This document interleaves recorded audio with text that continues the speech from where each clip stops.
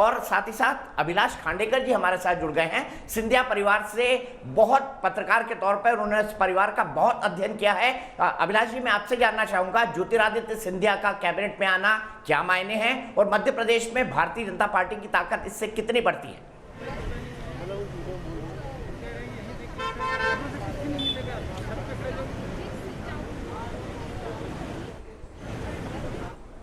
के विस्तार की अटकलें लगाई जा रही थी, लोग काफ़ी दिन से इसका अभिलाष जी, मेरी आवाज मिल इंतजार रही है? कर रहे थे और जो सबसे ऑब्वियस चेहरा है वो निश्चित रूप से जी मिल रही है। आवाज आ रही है जी? दीपक जी बताइए जी, बताइए बताइए बताइए। आवाज आ रही है? बताइए। मैं कह रहा था कि इस मंत्रिमंडल की जो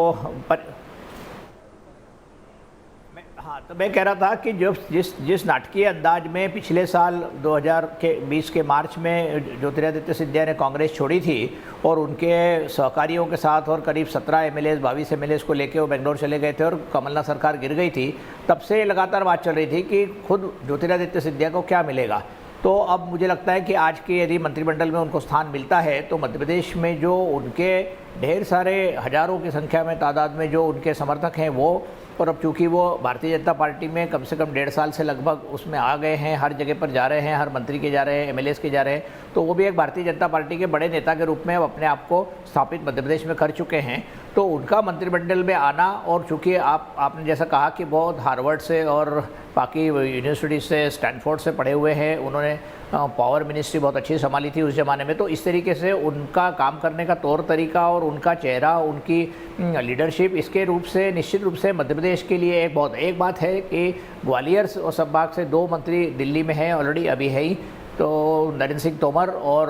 अब ज्योतिरादित्य सिंधिया यदि आ जाते हैं, जैसे कि अटकलें लगाई जा रही है, तो उस तरीके से उसमें उनका मंत्रालय का विभाजन क्या होगा, किस तरीके से चीज़ें होंगी, ये देखना रुचिकर होगा, क्योंकि करीब 7 या 8 मंत्रियों के पास 3 या 4 से ज़्यादा मंत्रालय है, तो उनमें विभाजन होगा। लेकिन एक बात कहना चाहूँगा कि जिस तरीके से एक्सपर्टीज़ पर मोदी जी लगातार भरोसा कर रहे हैं, हरदीप पुरी जो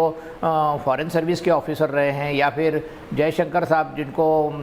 फॉरेन मिनिस्टर बनाया है, पहले फॉरेन सेक्रेटरी थे, तो जो लोग एक्सपर्ट हैं इकोनॉमिक्स में, तो मैं मानता हूँ कि ज्योतिरादित्य सिंधिया भी जिस तरीके से उनकी पढ़ाई लिखाई हुई है, ट्रेनिंग हुई है, वो एक इकोनॉमिक्स के एक्सपर्ट हैं, कॉमर्स इंडस्ट्री को जानते हैं, उनके पिताजी ने रेलवे को बहुत अच्छे चलाया था, तो मुझे लगता है कि ज्योतिरादित्य सिंधिया को एक महत्वपूर्ण जिम्मेदारी दी जा सकती है।